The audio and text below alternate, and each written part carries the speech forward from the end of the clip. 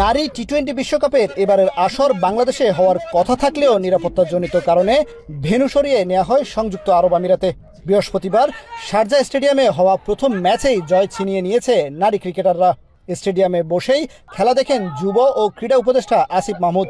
জয়ের পর নারী ক্রিকেটারদের অভিনন্দন জানিয়ে বলেন, আর অবহেলিত থাকবে না বাংলাদেশের নারী ক্রিকেট।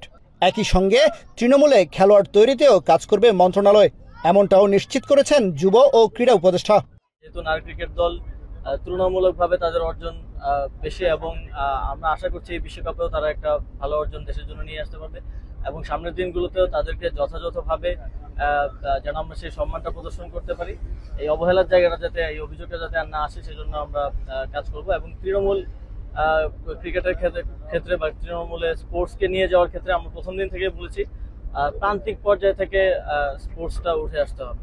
এটা মানে টপ টু বটম অ্যাপ্রোচ হলে হবে না, bottom to top approach, bottom up অ্যাপ্রোচে কাজ করতে হবে এবং সেজন্য আমরা জেলা টুর্নামেন্টগুলো চালু করব।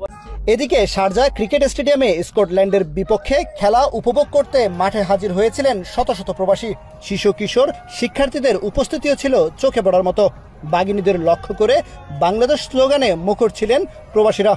প্রথম সূচনায় প্রথম জয়ে আমরা অত্যন্ত আনন্দিত এবং প্রথম ম্যাচ আমরা আশা করছি ইনশাল্লাহ দুবাইয়ের মাটিতে বাংলাদেশ বাহিনী ইনশাল্লাহ ভালো কিছু করবে। আমাদের বাংলাদেশের নারী যারা সবাই ভালো খেলছে এবং পুরা টিম যেন ভালো খেলে এবং আমাদের এটাই আশা। মহিলা টি-20তে প্রথম ম্যাচ উইন করেছে, আলহামদুলিল্লাহ অনেক খুশি লাগতেছে। আমরা চিন্তা করতে সামনে আমরা বিশ্বকাপ নিয়ে যাব।